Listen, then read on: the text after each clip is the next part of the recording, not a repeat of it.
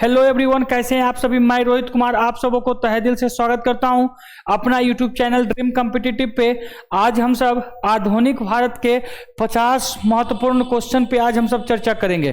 कैसे बाबू, 50 महत्वपूर्ण क्वेश्चन पे आज हम सब चर्चा करेंगे जो हर एक एग्जाम तो नहीं कर सकते हैं, जितने 50 क्वेश्चन है वह कोई ना कोई एग्जाम में पूछा गया है। तो आप सबों से रिक्वेस्ट है छोटा सा कि यह आज का क्लास अपने मित्रों के पास एकदम शेयर कर दें ज़्यादा से ज़्यादा, तो आपके लिए और आपके मित्रों के लिए बहुत ही ज़्यादा लाभदायक होने वाला है। तो ठीक है बाबू, क्लास को हम सब आगे बढ़ाते हैं, ठीक है ना। तो यहाँ पे देखिए क्वेश्चन नंबर पहला, आप सबों से रिक्वेस्ट है कि आप बस टाइम दीजिए, उसके बाद मतलब कुछ टाइम आपके पास है, जल्दी से बस इसका जवाब दीजिए।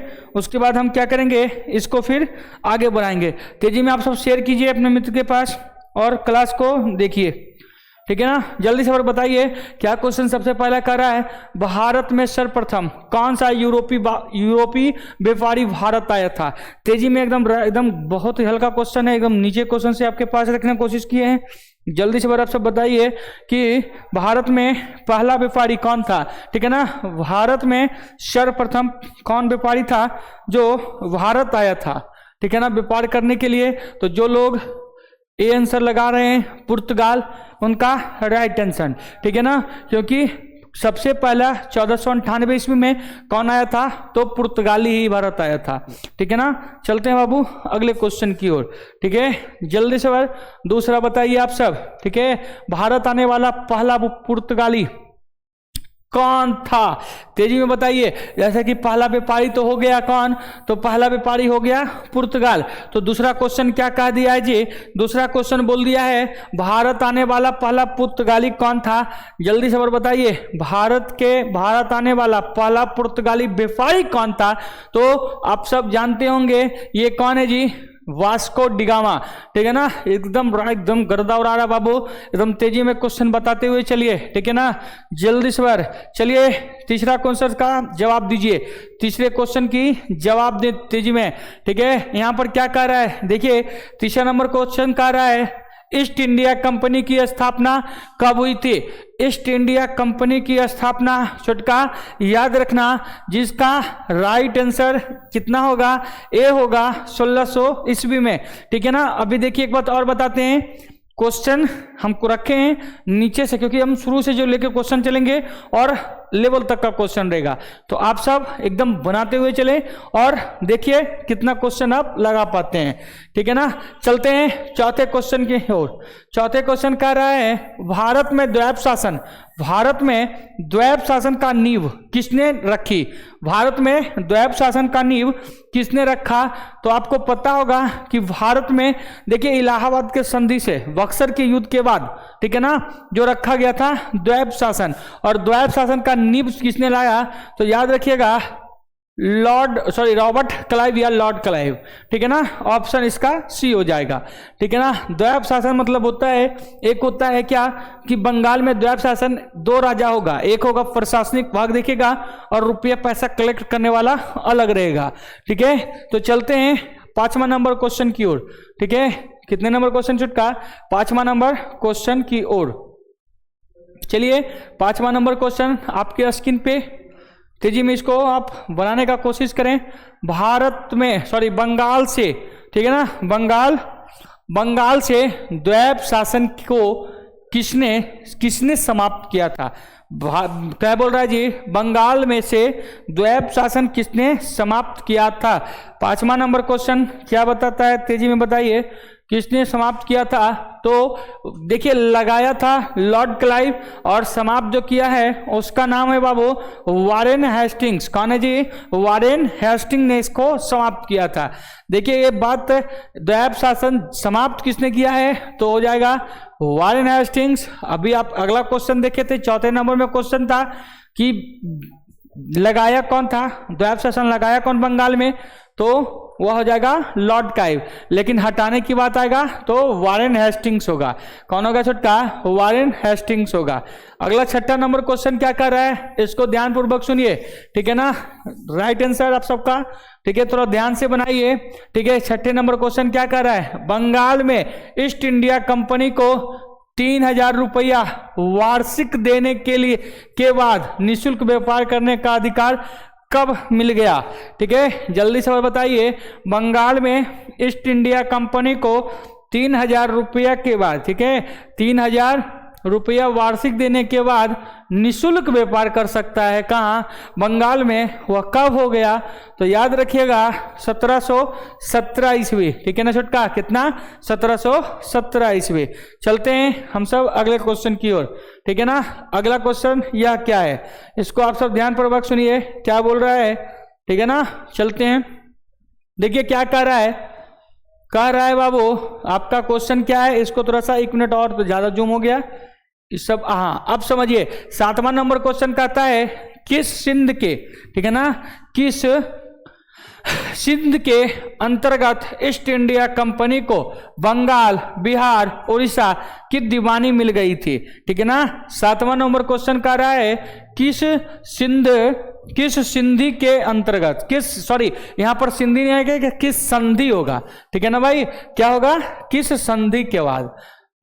हाँ ठीक है, तो लिखा हुआ है किस संधि के बाद, ठीक है, के अंतर्गत ईस्ट इंडिया कंपनी को बंगाल, बिहार एवं उड़ीसा टोटल की दीवानी मिल गई थी। तो भाई आपको पता होगा 1765 ईस्वी में एक संधि हुआ था, जिस संधि के नाम था इलाहाबाद की संधि। मतलब इस संधि के बाद इस पूरे क्षेत्र पे, बंगाल, बिहार पे जो है पूरा अधिकार ईस्ट इंडिया कंपनी को हो गया था। किसको हो गया था बाबू? ईस्ट इंडिया कंपनी को हो गया था। चलते हैं अगले नंबर क्वेश्चन की ओर। अगला नंबर क्वेश्चन 8वां क्या कर रहा है छोटका? ध्यान पूर्वक सुनिए क्या बोल रहा है जी। सहायक संधि किसने लागू किया था? सहायक संधि आपको पता होगा सहायक संधि किसने लाया था? तो सहायक संधि भारत में सबसे पहले लॉर्ड वेलेस्ली के द्वारा लगाया गया था। ठीक है ना? तो आपको पता होगा जब हम क्लास आपको पढ़ा रहे थे मैसूर, और मैसूर के जो टीपू सुल्तान थे उनके पास गया था और कहा था कि मतलब आप मेरी मतलब क्या बोल रहा है, सहायक संधि पे दस्तखत कर लो। उसमें टीपू सुल्तान एक बात भी कहा था कि 100 दिन चूहे की तरह जिंदा रहने के बढ़िया 1 दिन शेर की तरह मर जाएंगे, वो ज्यादा बेस्ट रहेगा। तो आपको पता होगा 8वां नंबर क्वेश्चन का सहायक संधि को लाने वाला कौन है? तो लॉर्ड वेलेस्ली। कौन है बाबू? सहायक संधि को लाने वाला कौन है? तो लॉर्ड वेलेस्ली। चलते हैं अगले क्वेश्चन की ओर। अगला क्वेश्चन क्या कह रहा है जी? सहायक संधि पर दस्तखत करने वाला सबसे पहला राज्य कौन सा था? तो भाई याद रखना सबसे पहला सहायक संधि पे दस्तखत करने वाला सबसे पहला कौन है जी? तो हैदराबाद के निजाम। कौन है बाबू? हैदराबाद के निजाम, जिनका नाम रहेगा चिमकिलीज खान। क्या है बाबू? चिमकिलीज खान। ठीक है ना? चिमकिलीज खान, नोट कीजिएगा, चिमकिलीज खान। ठीक है ना? तो ये क्या हो जाएगा? 9 नंबर का राइट आंसर ए हो जाएगा। ठीक है, चलते हैं 10वां नंबर क्वेश्चन। प्लासी के युद्ध में 2 पक्षों से कौन कौन लड़ रहा था? बहुत देखिए एकदम सबका राइट आंसर आना चाहिए इसका, क्योंकि बहुत ही हल्का क्वेश्चन है भाई। ठीक है, तो जल्दी से और बताइए प्लासी का युद्ध किन 2 पक्षों के बीच हुआ था? एक साइड से कौन था, एक साइड से अंग्रेज की ओर से कौन लड़ रहे थे? तो भाई याद रखिएगा यह क्या कह रहा है जी? मीर कासिम एवं अंग्रेज, सिराजुद्दौला एवं अंग्रेज, शुजाउद्दौला और मीर जाफर। तो भाई आपको पता होगा शुजाउद्दौला तो अवध के नवाब बताए थे, ये बक्सर के साथ लड़ेगा। लेकिन प्लासी के युद्ध किनके किनके बीच हुआ था? सिराजुद्दौला और अंग्रेज के बीच हुआ था। ठीक है ना भाई? सिराजुद्दौला और अंग्रेज के बीच हुआ था। चलते हैं 11वां नंबर क्वेश्चन की ओर। बक्सर की लड़ाई, ठीक है ना, बक्सर की लड़ाई किसके किसके बीच हुआ था? देखिए क्या बोल रहा है जी 11वां नंबर क्वेश्चन क्या कर रहा है, इसको आपको हम बताने की कोशिश करते हैं। क्या बोल रहा है? बक्सर के लड़ाई में मीर कासिम का साथ किसने दिया था? देखिए आपको बताए थे जो मीर जाफर के जो दामाद थे, जो इन्हीं ने क्या किया था, इन्हीं ने मुंगेर को राजधानी बनाया। और मुंगेर को राजधानी बनाकर वो कहाँ, जब उस पर अंग्रेज बोला कि नहीं बंगाल का असली नवाब वही लगता है, तो ये भाग के किसके पास गए थे? तो शुजाउद्दौला के पास गए थे। किसके पास गए थे? शुजाउद्दौला के पास गए थे। ठीक है ना? तो यह क्या बोल रहा है जी? शाह आलम द्वितीय, शुजाउद्दौला, मीर जाफर। तो भाई याद रखिएगा शाह आलम और बक्सर के युद्ध में मीर कासिम भी थे, शाह आलम द्वितीय भी था और सुजाउद्दौला था, इसीलिए इसका राइट आंसर डी होगा 11 का, दोनों ए और बी दोनों हो जाएगा। चलते हैं अगले क्वेश्चन की ओर। कलकत्ता नगर, ठीक है ना, जल्दी से और बता दीजिए। जॉब चौकनॉक होगा, सॉरी, इसका जल्दी से आप सब आंसर बताइए।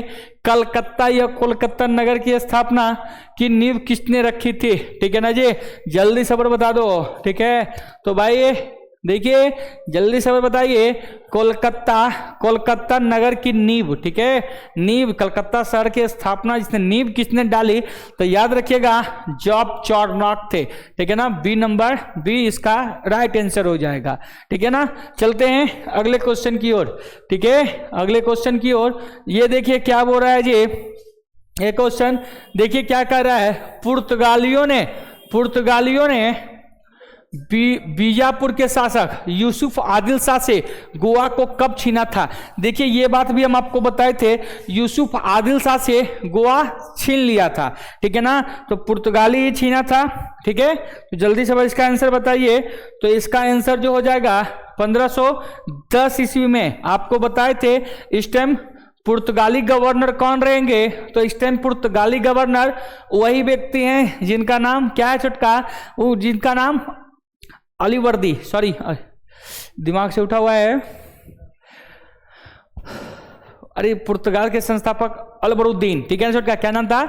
अलबरुद्दीन, सॉरी मिस्टेक। ठीक है, 14 का कितना हो जाएगा, मतलब 1510 ईस्वी में शासक रहते हैं अलवर्दी खां, सॉरी अलबुकर्क। ठीक है छोटका, अलबुकर्क। ठीक है ना, क्या नाम है बाबू? पुर्तगाली गवर्नर जो था उनका नाम था अलबुकर्क। चलते हैं अगले क्वेश्चन की ओर। ठीक है, 11 का, सॉरी 11 है, 14 का क्या हो जाएगा छोटका? सी हो जाएगा। चलते हैं 5वां। कौन विदेशी आक्रमण भारत में कोहिनूर हीरा तथा मयूर सिंहासन उठाकर लेके भागा था? जल्दी से बता दो भाई, एकदम खतरनाक क्वेश्चन। क्या कर रहा है जी? देखिए आप सबको नहीं दिख रहा होगा, हल्का सा नीचे कर देते हैं। ठीक है ना, 15 नंबर क्वेश्चन क्या कर रहा है भाई? कर रहा है कौन विदेशी आक्रमण, ठीक है ना जी, आक्रमणकारी जो था, जो भारत से कोहिनूर हीरा के साथ साथ मयूर सिंहासन भी उठा करके ले गया था? तो जल्दी से बता दो भाई, 15 का राइट आंसर हो जाएगा बी, नादिर शाह। कौन था भाई? नादिर शाह ने लेकर गया था। ठीक है ना, तो जल्दी से आप देखिए, मजा आ रहा होगा क्वेश्चन। देखिए इसी प्रकार से आपका लेवल धरते जाएगा। तो आप सबों से छोटा सा रिक्वेस्ट है, क्या कीजिए, जल्दी से अपने मित्रों के पास शेयर कर दें। एक बात और बता दें, कोहिनूर हीरा जो है वह अलाउद्दीन खिलजी दक्षिण से प्राप्त किया था। किधर से किया था बाबू? दक्षिण क्षेत्र से प्राप्त किया था। चलिए इसको सम्मिलित कीजिए जल्दी से। भारत आने वाला यूरोपीय व्यापारी का कार्यक्रम कौन सा सत्य है? ठीक है, तो सबसे पहले पूछ रहा है यूरोप के व्यापारी जो हैं वह भारत का सीरीज आपको बताना है। तो सबसे पहले देखिए कौन आया जी, तो 2 नंबर वाला आया है। तो 2 को 2, ये तो खत्म हो गया, एक खत्म हो गया और यह भी खत्म हो गया कि सबसे पहले 2 नंबर पे आया। तो 2 नंबर में 2 गो है। ठीक है ना, एक डी एक ये। पुर्तगाल के बाद जो आया है वो जो डच है, तो भाई यहाँ भी सही है, दोनों गया। और उसके बाद जो है अंग्रेज आया है। ठीक है, 4। ठीक है चुटका, 4। तो इसका राइट आंसर जो हो जाएगा ये डी हो जाएगा। कितना हो जाएगा बाबू? डी हो जाएगा। ठीक है, चलते हैं अगले क्वेश्चन की ओर। तेजी में अगला बताइएगा आप सब। ठीक है, ये हो गया 16 नंबर क्वेश्चन। चलिए 17 नंबर बताइए। 17 नंबर क्या बोल रहा है? प्रारंभ में, ठीक है ना चुटका, प्रारंभ में यूरोपीय व्यापारी की रुचि किसके व्यापार अधिक था? अच्छा भाई, प्रारंभ में यूरोप के जो लोग आए थे वह क्या चीज पर ज्यादा अपना व्यापार में रुचि रखते थे? जल्दी से बता दीजिए। 18 नंबर का क्या हो जाएगा?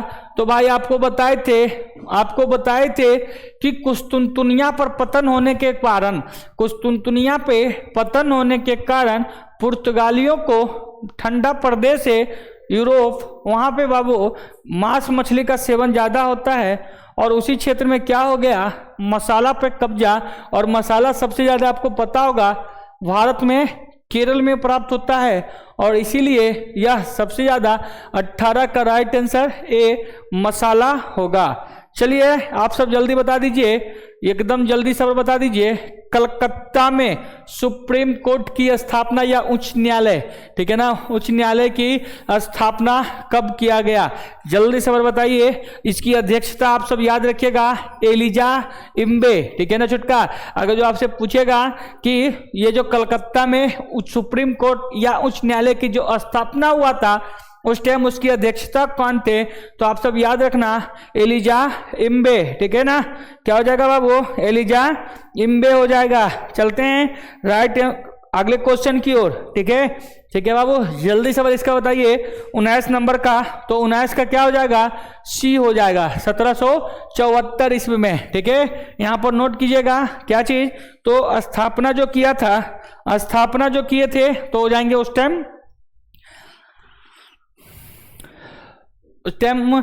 टाइम की अध्यक्षता कौन था, तो अध्यक्ष में अगर जो पूछेगा तो आप सब याद रखिएगा एलिजा इम्बे। चलिए 21 नंबर क्वेश्चन की ओर, ठीक है ना। 21 नंबर क्वेश्चन एकदम बहुत ही खतरनाक क्वेश्चन है जी।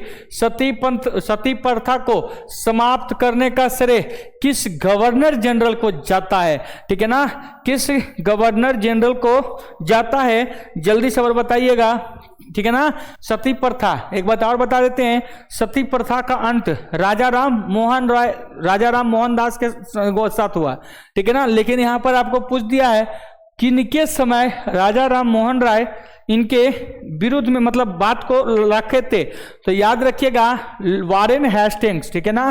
किसके बाबू? वारेन हेस्टिंग्स के समय। चलते हैं अगला, यहां क्या कह रहा है भाई? 22 नंबर क्वेश्चन का आप सब जवाब दीजिए तेजी में, 22 नंबर, ठीक है। सॉरी एक सेकेंड, एक मिनट बाबू, लॉर्ड विलियम बेंटिक थे उस टाइम, सॉरी, ठीक है ना। क्या होगा? 21 का हो जाएगा, 21 का हो जाएगा डी, सॉरी वारेन हेस्टिंग नहीं होगा, सॉरी। तो अगर हम देखिए उसके बाद, ठीक है ना, याद रखिएगा सती प्रथा का जो इसने अंत करवाया था उनका नाम था लॉर्ड विलियम बेंटिक। चलिए अगले क्वेश्चन की ओर, ठीक है ना। अगला क्वेश्चन बताइए, समाचार पत्र से, ठीक है, क्या बोल रहा है जी? 1 सेकेंड, चलिए बताइए जल्दी से बार, समाचार पत्रों से प्रतिबंध हटाने का श्रेय किसे जाता है, ठीक है ना। जल्दी से बताइए समाचार पत्र। देख भाई एक बात बताते हैं, समाचार पत्र क्या था ना कि जैसे कि सपोर्ट अखबार के द्वारा ही पूरे भारतीयों के पास पूरा चीज चला जाता था, ठीक है ना, समाचार सुनाने के लिए, बताने के लिए। तो आपको पता होगा कि जब इस टाइम रेलवे का रिजल्ट सही से नहीं आया, तो रेलवे के रिजल्ट सही से नहीं आया तो कुछ लोग क्या किया कि एकदम पूरा इधर लहका दिया, उधर फूकवा दिया, एक किया वो किया, ट्रेन को फूक दिया। तो छुटका जब ऐसा बात हुआ तो सरकारें ने क्या किया, आपको पता होगा, आप लोग जिस क्षेत्र से हैं आपको पता होगा कि डाटा जो जीबी था उसको बंद करवा दिया। बंद किस लिए करवाया? कि जो विशेष जो बातें हैं कि मतलब ज्यादा लोग के पास नहीं फैले, उग्रवादी नहीं लोग बने। क्योंकि आपको पता होगा यहाँ पर सपोर्ट दैट कहीं स्टेशन के पास एक बोगी जलाया, तो आप यही समाचार गया कि रे इस तरीके इस क्षेत्र में अगर जो लहका दिया तो हम काहे छोड़े, तो ये अपनी 2 बोगी लहका देगा। मतलब क्या होता है ना, हम किससे कम हैं, तो इसीलिए यही बात यहाँ पर हो रहा था, ठीक है। तो आप सब याद रखिएगा, आप सब याद कीजिएगा कि अगर जो इसका समाचार पत्र का, किसका बाबू? समाचार पत्र का अगर जो तुमसे पूछेगा तो समाचार पत्र का किसे कहा गया है, तो चार्ल्स मेटकॉफ को। किसको बाबू? चार्ल्स मेटकॉफ को। चलते हैं अगला क्वेश्चन की ओर, अगले क्वेश्चन की ओर। यह भी बाबू बहुत ही खतरनाक क्वेश्चन है, ठीक है। थोड़ा सा डिस्टर्ब होगा क्योंकि बड़ा में हो गया, जूम दिख रहा है कि नहीं, थोड़ा सा हैंडल कीजिए 1-2 क्वेश्चन, ठीक है, हम बोल देते हैं, उसके बाद आप सब ध्यान दीजिएगा, ठीक है। चलते हैं अगले क्वेश्चन की ओर। क्या बोल रहा है इसको ध्यानपूर्वक सुन लीजिए। अगला के बाद कह रहा है भाई, किस गवर्नर जनरल ने व्यक्तिगत सिद्धांत या हड़प नीति को अपनाया था, ठीक है। किस गवर्नर जनरल ने व्यक्तिगत सिद्धांत या हड़प नीति को प्रतिपादित किया था? तो याद रखना भाई, हड़प नीति जो लाया था लॉर्ड डलहौजी। कौन किया था? लॉर्ड डलहौजी। क्या देखिए एक बात बताते हैं, हड़प नीति यह कहा था कि जिसका बेटा अगर जो नहीं है उसको क्या करेगा, वह क्षेत्र मेरा हो जाएगा। और यहाँ ये हड़प नीति तो स्टार्ट कर दिया, क्या किया छोटका, ये हड़प नीति तो स्टार्ट कर दिया, लेकिन इस हड़प नीति को भोगना किसको पड़ गया, तो आपको पता होगा 1857 का क्रांति हुआ था, याद होगा ना आपको, 1857 का क्रांति हुआ था। और उस टाइम कौन थे, तो लॉर्ड कैनिंग थे, ठीक है ना। व्यक्तिगत का सिद्धांत तो करके चला गया था डलहौजी, लेकिन इसको भुगतना किसको पड़ गया, तो भुगतना पड़ गया लॉर्ड कैनिंग को। आपको पता होगा 1857 का क्या हुआ था जी, क्रांति हुआ था। चलते हैं ये क्वेश्चन की ओर, ये एकदम बहुत खतरनाक क्वेश्चन वही डलहौजी चलाता है, ठीक है। डलहौजी ने ही क्या किया था, इसको चलाया था। भारत में पहली रेलगाड़ी, ठीक है, भारत में पहली रेलगाड़ी कब चलाया गया था, एकदम तेजी में इसका आंसर दीजिए, ठीक है बाबू, जल्दी से भाई इसका आंसर दे दीजिए। भारत में पहली बार रेलगाड़ी कब चलाया गया था, तो याद रखिएगा 16 अप्रैल 1853 ईस्वी को, ठीक है। 24 का भी राइट आंसर कितना हो जाएगा, ए हो जाएगा, 16 अप्रैल 1853 ईस्वी में। यही डलहौजी क्या करता है, हड़प नीति तो लाया, लेकिन क्या किया, भारत में सबसे पहला रेल चलाने का जो बात लाया है वह कौन लाया है जी, तो डलहौजी ने ही लाया है। कौन लाया है जी, तो डलहौजी ने लाया है। चलिए अगला क्वेश्चन है, चलिए बनाइए, वर्नाकुलर प्रैक्ट, ठीक है, क्या बोल रहा है जी, वर्नाकुलर प्रेस एक्ट किसने लागू किया था, जल्दी से 25 का आंसर बताइए, जल्दी से 25 का आंसर बताइए, किसने किया था, जल्दी से। वर्नाकुलर प्रेस एक्ट जो लाया है उनका नाम है लॉर्ड लिट्टन। कौन लाया बाबू, लॉर्ड लिट्टन के द्वारा पहली बार वर्नाकुलर एक्ट आया गया, ठीक है। चलते हैं 26 नंबर क्वेश्चन की ओर, ठीक है। 26 नंबर क्वेश्चन जल्दी से बताइए, 26 नंबर क्वेश्चन क्या कर रहा है, इलवर्ट विल विवाद, ठीक है ना जी, इलवर्ट विल विवाद संबंध वायसराय कौन थे, तेजी में बताइए। इलवर्ट विल, ठीक है, इलवर्ट विल विवाद से संबंधित वायसराय कौन थे, तेजी में इसका जल्दी से 26 का आंसर बताइए आप सब, जल्दी से 26 का आंसर बताइए। तो इसका भी हो जाएगा बाबू लॉर्ड रिपन के समय। कौन बाबू, लॉर्ड रिपन, ठीक है ना। चलते हैं अगले क्वेश्चन की ओर, भारत का प्रथम वायसराय, ठीक है ना। तो भारत का प्रथम वायसराय आपको उस टाइम भी बताए थे, डलहौजी क्या करता है, काम कर देता है, और डलहौजी के बाद आएगा कौन, तो भारत का प्रथम वायसराय अगर तुमसे पूछेगा तो वी लगाइएगा, लॉर्ड कैनिंग। कौन हो जाएगा जी, लॉर्ड कैनिंग। चलिए 28 नंबर क्वेश्चन की ओर जल्दी से बताइए, 28 क्या कर रहा है जी, भारत का अंतिम ब्रिटिश गवर्नर कौन था, ठीक है ना। भारत का अंतिम ब्रिटिश गवर्नर कौन था, ठीक है, गवर्नर कौन था, तो याद रखिएगा क्या बोला जी, ब्रिटिश गवर्नर जनरल कौन था, ठीक है। तो हो जाएगा यहाँ क्या चीज, तो गवर्नर जनरल में हो जाएगा छोटका सी नंबर राइट आंसर, डलहौजी, ठीक है। कौन हो जाएगा बाबू, डलहौजी। चलते हैं, क्योंकि इसके बाद ही आ जाएगा क्या चीज, इसके बाद आ जाएगा वही क्या बोलता है उसको, इसके बाद जो आ जाएगा कैनिंग गवर्नर जनरल आ जाएगा, ठीक है ना। चलते हैं इसको देखती है, टाइपिंग में थोड़ा सा हो गया है, ठीक है, चलिए कोई दिक्कत नहीं है, ध्यान से सुनिए। चलिए अगला बताइए, भारतीय शिक्षा का मैग्ना कार्टा लिबरेट आजादी का महान चार्टर किसे कहा गया है, जल्दी से बता दीजिए। 29 नंबर क्वेश्चन, ठीक है। तो याद रखिएगा छोटका 29 का राइट आंसर जो हो जाएगा सी हो जाएगा, बोर्ड डिश चॉप, क्या हो जाएगा बाबू। चलते हैं 30 नंबर क्वेश्चन, ठीक है। चलिए इस बार थोड़ा सा टाइपिंग में दिक्कत हुआ है, अगला बार से हम सब कोशिश करेंगे इसको सही से करने का। चलिए ये बताइए, चलिए जो दिख रहा है इसको फिर हम जूम कर देते हैं, जो दिख रहा है उसी को बनाइए, 1-2 क्वेश्चन दिक्कत होगा, खैर कोई बात नहीं।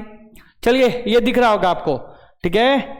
जल्दी से बताइए, 10 मई 1857 सिपाही विद्रोह कहां से शुरू हुआ, ठीक है ना जी, कहां से शुरू हुआ, तो भाई मेरठ के कुछ सिपाही, आपको पता होगा मेरठ के कुछ सिपाही ने क्या किया था, विद्रोह किया था। ठीक है, तो यहाँ कहाँ से हो जाएगा बाबू, मेरठ मारिएगा। ठीक है ना, कितना हो जाएगा सी। 10 मई 1857 को सिपाही विद्रोह कहाँ से प्रारंभ हुआ था, तो मेरठ से। आप याद रखिएगा, यही 1857 के विरोध में प्रतीक चिन्ह अगर जो पूछ लेगा तो बताइएगा रोटी कमल। क्या बताइएगा जी, रोटी कमल।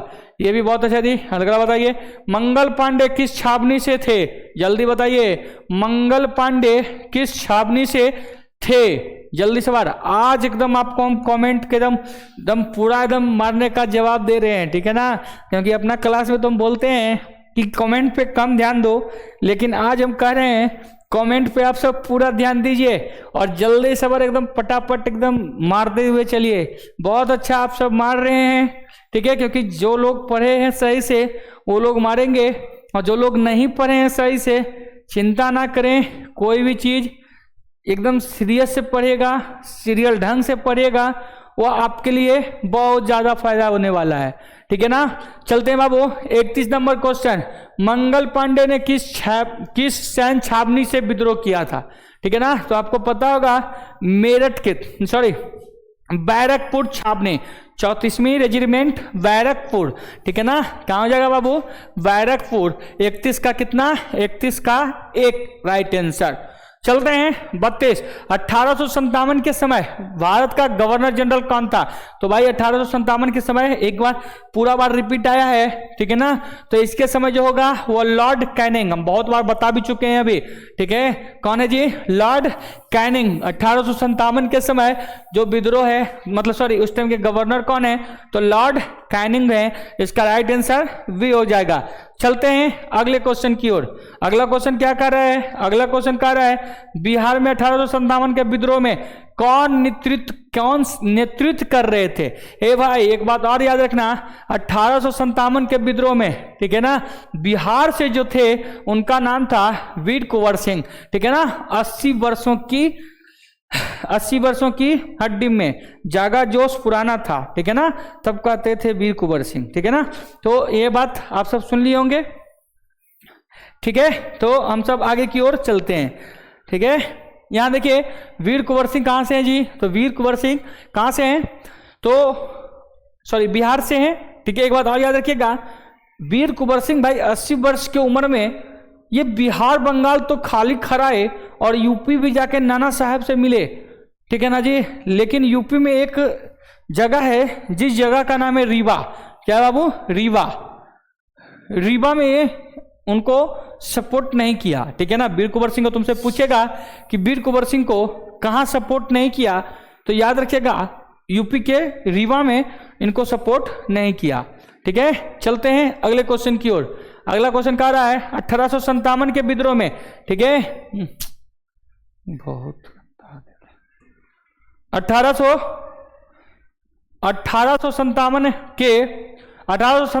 के दमन के बाद मुगल शासक बहादुर शाह जफर को कहाँ निवासित किया गया। ए भाई तो यहाँ रखना रंगून। ठीक है ना, क्योंकि जिस प्रकार से 1858 का विद्रोह शांत हुआ और शांत होने के बाद उसको लेकर चल गया म्यांमार की राजधानी रंगून में, इनको मार दिया गया, दफना दिया गया, क्योंकि बोला कि भाई जब आपको पता होगा यह किसके, तो हुमायूं के मकबरा में छिपे हुए थे और वहां से उनको पकड़कर रंगून भेज दिया गया था। ठीक है ना, चलते हैं अगले क्वेश्चन की ओर। अगला क्वेश्चन क्या कर रहा है जी, 35 नंबर, जल्दी सवाल बताइए। ठीक है, 35 का रहा है 1858 का तत्कालीन कारक क्या है। 1858 का तत्कालीन कारक क्या है, तत्कालीन कारण क्या है। ठीक है ना, तो जल्दी सवाल बताइए। ठीक है, अब दिख रहा है आप सबको,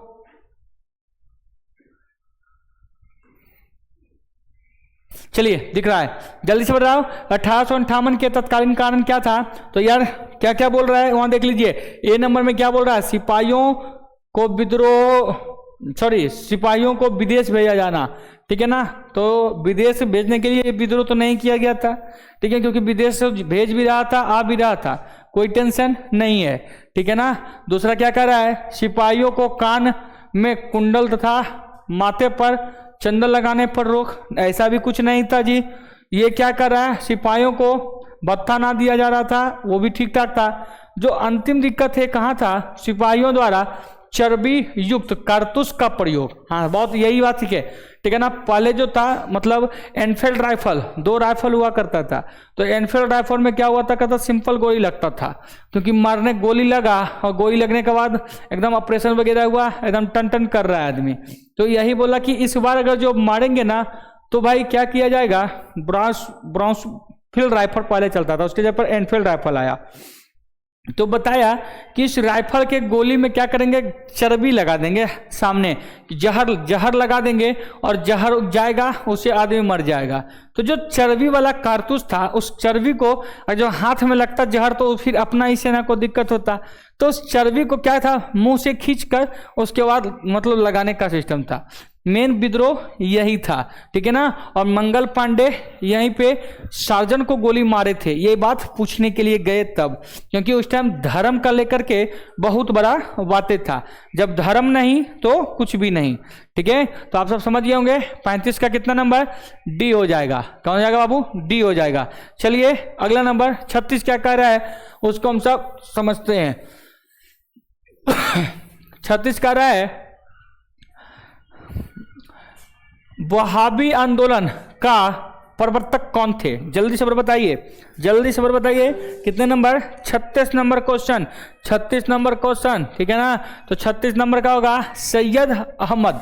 कौन है बाबू, सैयद अहमद।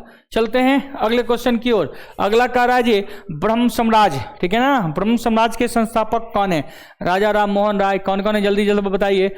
ब्रह्म साम्राज्य के संस्थापक, एकदम देखिए बाबू ये सब क्वेश्चन पूछा जाता है, ठीक है ना। तो आप सब ध्यान से इसको जल्दी से देख कर बनाइए। ब्रह्म साम्राज्य के संस्थापक किन्हें कहा गया है, जल्दी से बताइए।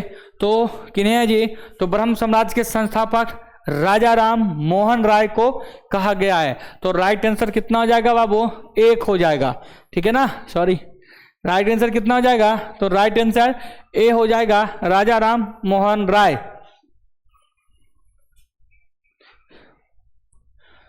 शुद्धि आंदोलन, ठीक है, शुद्धि आंदोलन किसने चलाया, जल्दी से बता दीजिए। शुद्धि आंदोलन किसने चलाया, जल्दी से बता दीजिए। तो भैया याद रखना, शुद्धि आंदोलन जिसने चलाया उनका नाम क्या है जी, स्वामी दयानंद सरस्वती, ठीक है, स्वामी दयानंद सरस्वती, ठीक है। आगे लगा दीजिए स्वामी दयानंद सरस्वती शुद्धि आंदोलन को चलाए। चलिए जल्दी से बता दीजिए, ठीक है। 40 नंबर क्वेश्चन आप सब कमेंट में बताइएगा कौन सम्मिलित नहीं है, तेजी में, ठीक है। जल्दी से बताइए कौन सम्मिलित नहीं है, बहमनी राज साम्राज्य, जल्दी फटाफट बताइए। 40 नंबर, ठीक है, कौन सही नहीं है, जल्दी से इसका आप सब कमेंट में मेरे को जवाब दीजिएगा 40 का। चलते हैं अगले क्वेश्चन की ओर। वेदों की ओर लौट आओ किसने नारा दिया था, जल्दी से बताइए। वेदों की ओर लौट आओ, तो वेदों की ओर लौट आओ किसने बताया था जी, तो यह भी कौन है, स्वामी दयानंद, ठीक है ना। स्वामी दयानंद ने बताया था कि वेदों की ओर लौट आओ, ठीक है। तो 41 का कितना हो जाएगा, सी हो जाएगा, ठीक है ना। अगला बताता है, देखिए 1893 में शिकागो, ठीक है ना, शिकागो में हुए धर्म संसद में भाग लेने वाले भारतीय आध्यात्मिक सदस्य कौन थे, तो आपको पता होगा जी शिकागो में जो सम्मेलन हुआ था, ठीक है ना, तो उसमें जो भाग लेने वाले जो थे उनका नाम क्या था, एकदम सबको पता होगा, स्वामी विवेकानंद, ठीक है ना।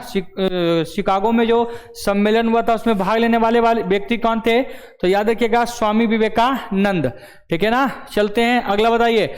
अलीगढ़, क्या बाबू, अलीगढ़ आंदोलन किसने चलाया, जल्दी से बताइए, एकदम 43 नंबर क्वेश्चन। अलीगढ़ क्या है छोटका, अलीगढ़, अलीगढ़ आंदोलन किसने चलाया, तो सैयद अहम खां, डी नंबर इसका आंसर हो जाएगा। अलीगढ़ आंदोलन किसने चलाया, तो याद रखिएगा सैयद अहमद खान ने। चलिए अगले क्वेश्चन की ओर, इसको भी सम्मिलित करना है, ठीक है, जल्दी से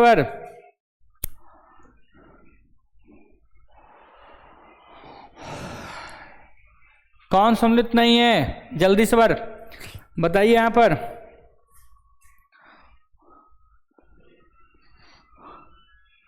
तो इसका सम्मिलित में अगर जो बोलेगा तो कौन बाबू? डी नहीं होगा, ठीक है ना, सम्मिलित में ये नहीं है। चलते हैं अगले क्वेश्चन की ओर, ठीक है। यंग बंगाल आंदोलन, ठीक है, जल्दी से और बताइए इसका क्या बोल रहा है जी। यंग बंगाल आंदोलन का प्रवक्ता कौन है? तेजी में 45 क्या कह रहा है, जल्दी से और बताइए। 45 बोल रहा है यंग बंगाल आंदोलन का प्रवक्ता कौन है? तेजी में बताओ 45 का, ठीक है। तो यह होगा बाबू हेनरी बिबियन या और कुछ है डेरिजन, ठीक है। चलिए अगला बताइए। चलते हैं अगले क्वेश्चन की ओर। बड़ा हो गया बाबू, छोड़िए, यहां पर देखिए, उसको उस क्वेश्चन को दिखेगा ही नहीं। चलिए इसको बताइए।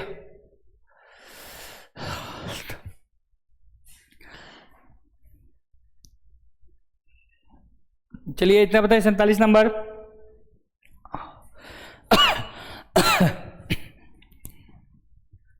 ठीक है, तो 47 का कितना हो जाएगा? तो 47 का स्वामी दयानंद सरस्वती, ठीक है छोटका, क्या हो जाएगा? स्वामी दयानंद सरस्वती। चलते हैं अगले क्वेश्चन की ओर। भारत में सती प्रथा, ठीक है, भारत में सती प्रथा का प्रतिबंधित की गई थी, ठीक है ना, कब प्रतिबंधित की गई थी? जल्दी से बताइए। भारत में सती प्रथा का कब प्रतिबंधित की गई थी? जल्दी से इसका बताइए। 48 नंबर। प्रतिबंधित बोलेगा छुटका तो याद रखिएगा कितना? 1829 ईस्वी में, ठीक है ना। यहां बताइए विधवा विवाह के प्रबल समर्थक कौन थे?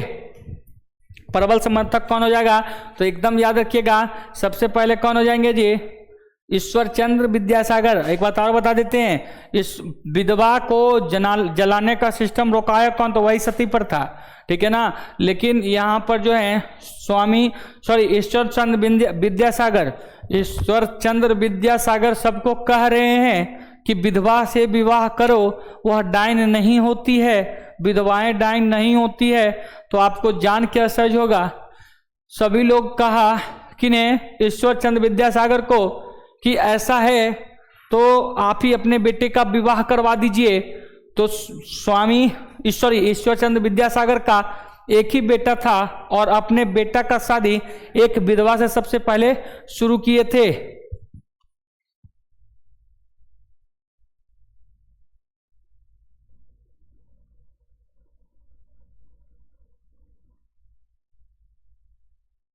ठीक है ना बाबू, ठीक है। 49 हो गया और लास्ट क्वेश्चन 50, ठीक है ना। 50 क्या कह रहा है जी? एकदम हल्का क्वेश्चन से वो एक कॉमन आ गया। अच्छा ठीक है, चलिए बताइए। भारतीय राष्ट्रीय कांग्रेस की स्थापना, एकदम लास्ट क्वेश्चन हल्का सा हो गया, ठीक है।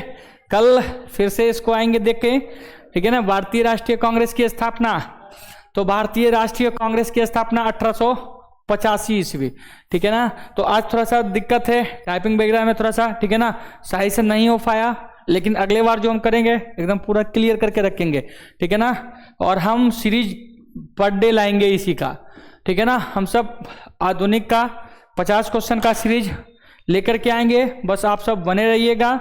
उधर जो क्लास चल रहा था वो क्लास चलते रहेगा, ठीक है बाबू। चलते हैं, जय हिंद जय भारत।